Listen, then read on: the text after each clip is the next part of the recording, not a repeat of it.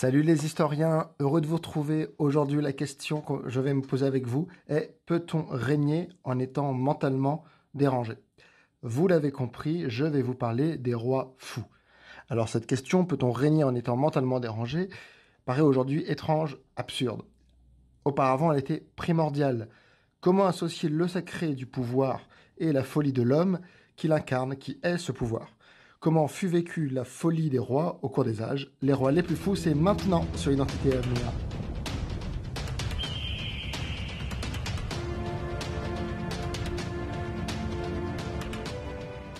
Le jour de la Toussaint, rien ne fut épargné en noblesse et en seigneurie pour le couronnement du jeune roi Charles de France, qui fut couronné à Reims en la 12e année de son âge, l'an de notre Seigneur 1381. Le jeune roi entra dans la cité le samedi, dans la soirée. Il y avait devant lui 30 trompettes qui sonnaient si clair que c'était merveille. Là aussi étaient ses cousins, tous jeunes enfants, savoir Navarre, Albret, Bar et Harcourt, et grand foison d'autres jeunes écuyers, enfants des hauts barons du royaume de France, que le jeune roi fit chevalier le lendemain dimanche, et le samedi, le roi ouït les vêpres dans l'église Notre-Dame de Reims, et veilla dans l'église la plus grande partie de la nuit, comme c'était l'usage, et avec lui tous les enfants qui voulaient être chevaliers. Quand vint le dimanche, à la messe de l'archevêque de Reims, le roi fut sacré et béni, de la sainte ampoule dont saint Rémy consacra Clovis, le premier roi qui fut en France. Après la consécration, le roi fila, devant l'autel, tous les jeunes chevaliers nouveaux, fous.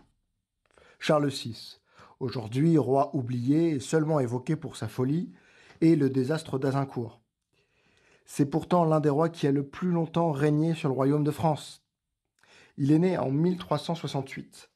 C'est le troisième fils de Charles V, et il aura plus tard un petit frère, Louis, duc d'Orléans.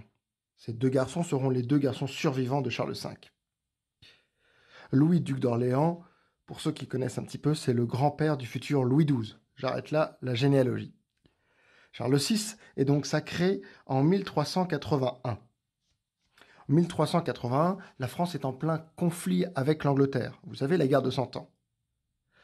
Depuis 1337, la guerre est en conflit avec son voisin anglais. Alors, ce qu'on n'appelle pas encore la guerre de Cent Ans consiste en des périodes d'affrontement et de trêve.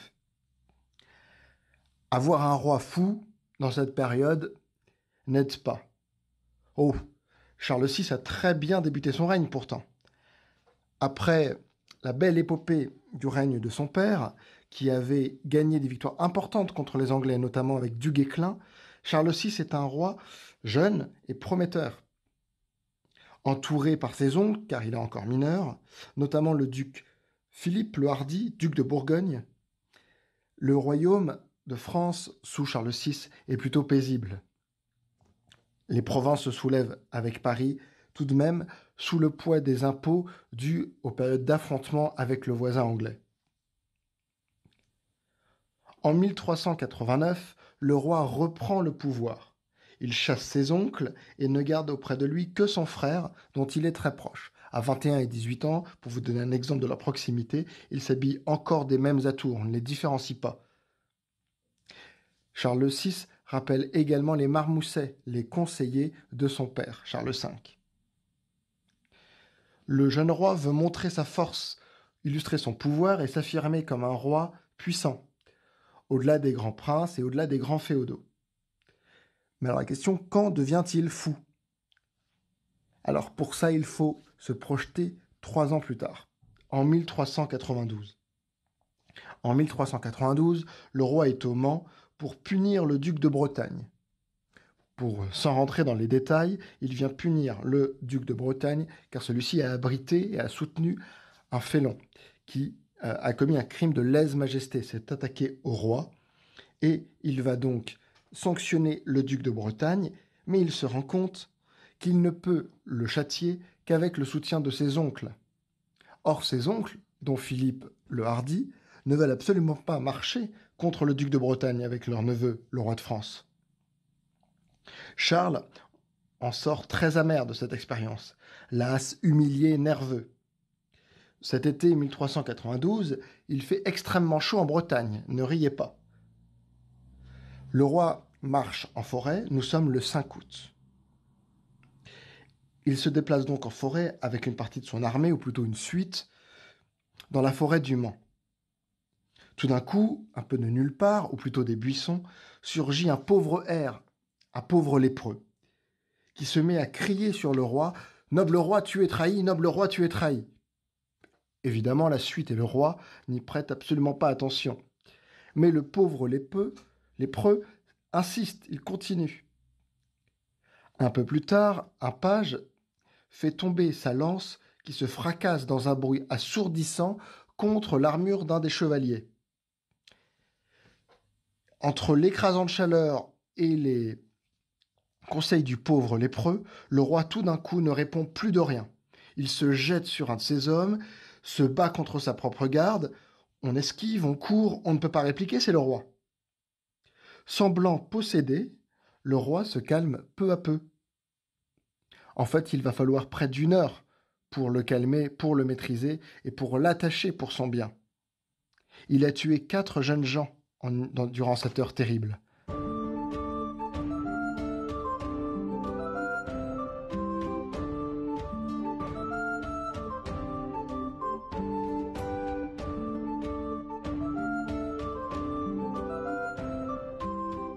La nouvelle se répand au Mans, puis dans tout le royaume. Le jeune roi est folle, comme on dit.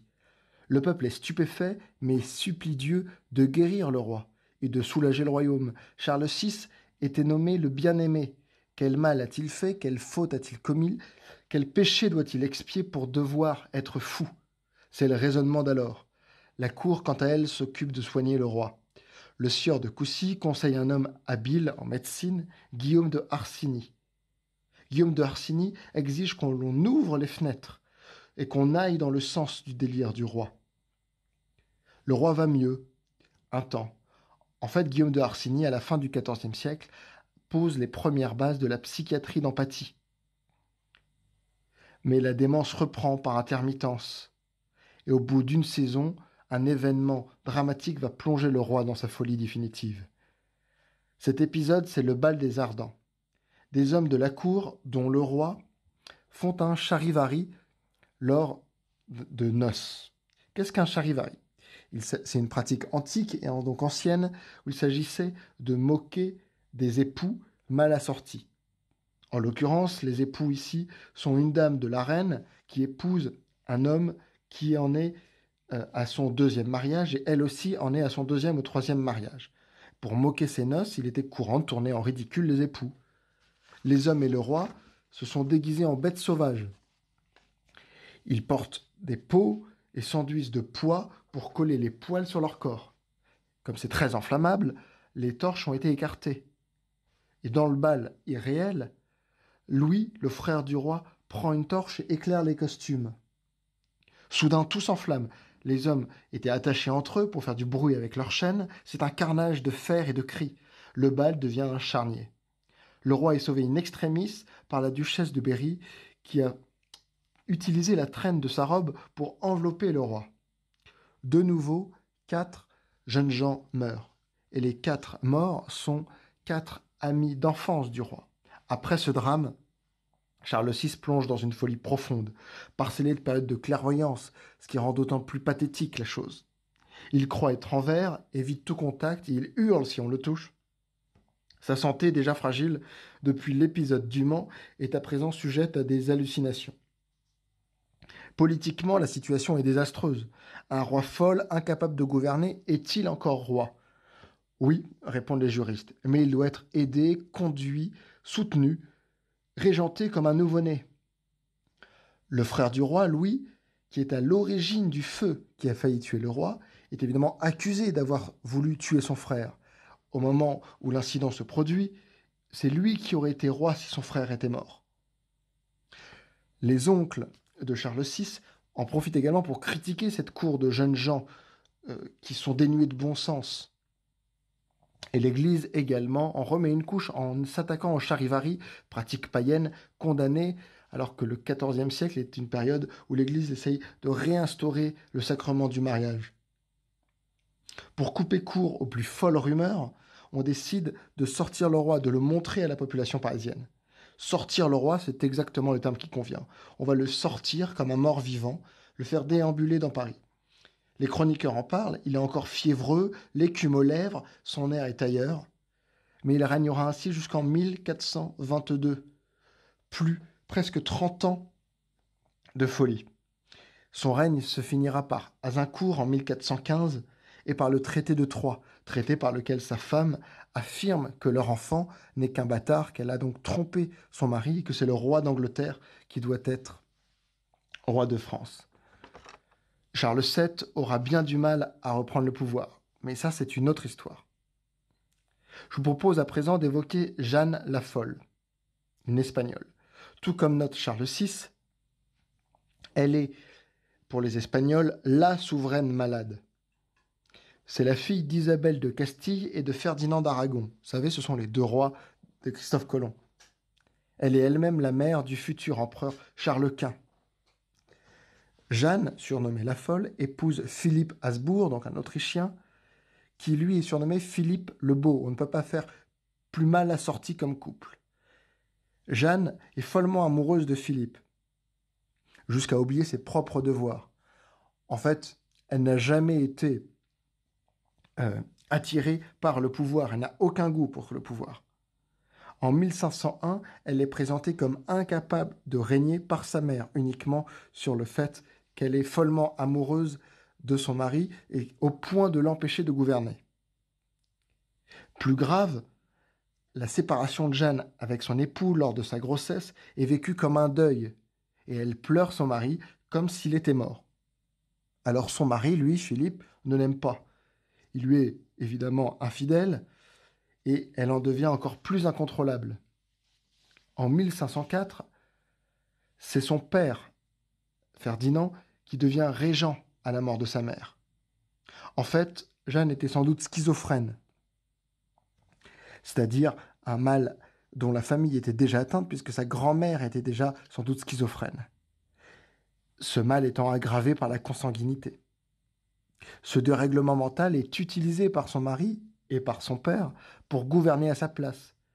Il faut dire qu'en Espagne, en ce début de XVIe siècle, sa nullité politique et le peu d'intérêt qu'elle porte pour le pouvoir sont alors un signe non seulement de faiblesse, mais de manque de responsabilité totale et définitif pour les gens de son temps et pour la cour. Son fils terminera le travail en quelque sorte en la destituant en 1516 avant de devenir Charles Quint, vous savez, l'empereur puissant que l'on connaît. Jeanne Ière, elle, va vivre jusqu'en 1555 dans une grave dépression. Alors la France, l'Angleterre, n'est pas en reste de roi zinzin. Car s'il y a eu Jeanne la Folle en Espagne et Charles VI en France, parlons de Georges III en Angleterre. C'est un roi donc qui règne de 1760 à 1820. Aujourd'hui, c'est le troisième règne le plus long, après Élisabeth II et après Victoria. À l'époque, il est plutôt aimé par son peuple.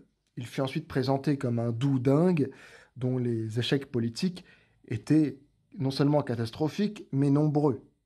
Aujourd'hui, on revoit un petit peu ce jugement, estimant que sa folie, en tout cas sa maladie, n'est pas de son fait et qu'il n'y peut donc rien. Il vaut mieux donc être incapable de gouverner car fou, qu'incapable de gouverner car fondamentalement nul et faible.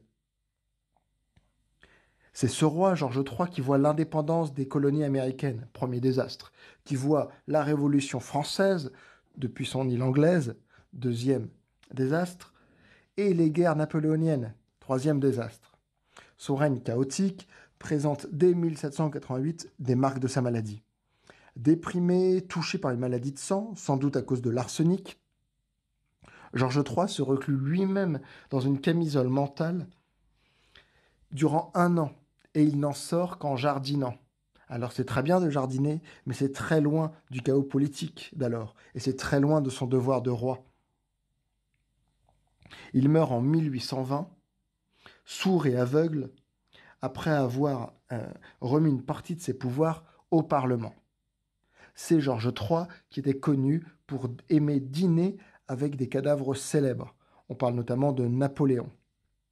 C'est quand même un goût particulier. Alors, la grande question de ce sujet, c'est est-ce que la folie empêche de gouverner? On a vu qu'en France, non, même si le roi était finalement régenté d'abord par ses oncles, puis soutenu par d'autres, lorsque plus tard il sera considéré comme fou. En Espagne, Jeanne, elle, n'a jamais véritablement gouverné. En Angleterre, c'est un petit peu différent, c'est le Parlement qui a pris les pouvoirs du roi et qui évidemment ne les rendra jamais aux souverains qui succéderont à Georges III. En France, on peut dire que la folie de Charles VI, en fait, permet une modernité politique, paradoxalement. La modernité politique, c'est que les institutions résistent à la faiblesse des hommes. Et c'est exactement ce qu'il se passe avec Charles VI. Charles VI, en fait, c'est, si vous voulez, le précurseur de François Ier, Henri IV et Louis XIV, parce que même dans sa faiblesse, il reste le roi. Et il ne serait pas venu à l'idée de ses contemporains de dire qu'il n'était pas le roi. Et les juristes s'appuyaient sur différentes lois anciennes pour dire ça. C'est fini pour aujourd'hui. N'oubliez pas de vous abonner, de partager Identité à venir et de nous suivre sur Instagram et Facebook. Tout est dans la description. Et regardez également dans la description, si vous voulez aller un petit peu plus loin, vous aurez tous les ouvrages de référence. À très vite. Ciao, ciao.